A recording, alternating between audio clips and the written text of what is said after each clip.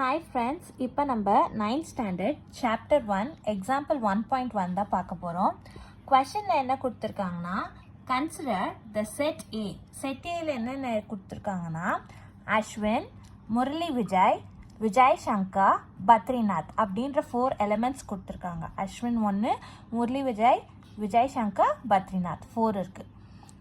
Fill in the blanks with appropriate symbol. Either இது or இது. So இது வந்து belongs to, இது வந்து does not belongs to.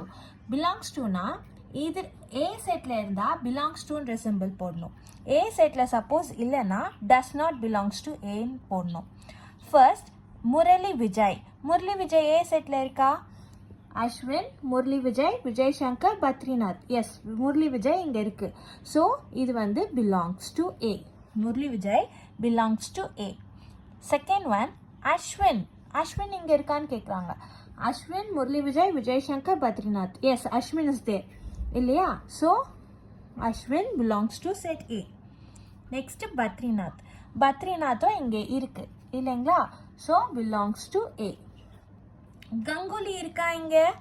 Ashwin, Murali Vijay, Vijay Shankar, Badrinath தான் இருக்கு. கங்குலி அந்த செட்ல இல்ல, ஏ செட்ல இல்ல. So does not belongs to A. Okay, next Tendulkar இருக்கா? அஸ்வின், முரளி விஜய், விஜய் சங்கர், பத்ரிநாத் தான் இருக்கு. டெண்டுல்கர் இல்ல. So Tendulkar does not belongs to A. So இந்த வீடியோ உங்களுக்கு பிடிச்சிருக்குன்னு நினைக்கிறேன். உங்களுக்கு இந்த வீடியோ பிடிச்சிருந்துச்சுன்னா like, share, comment and subscribe பண்ணுங்கள் ஃப்ரெண்ட்ஸ். டாடா, பாய்.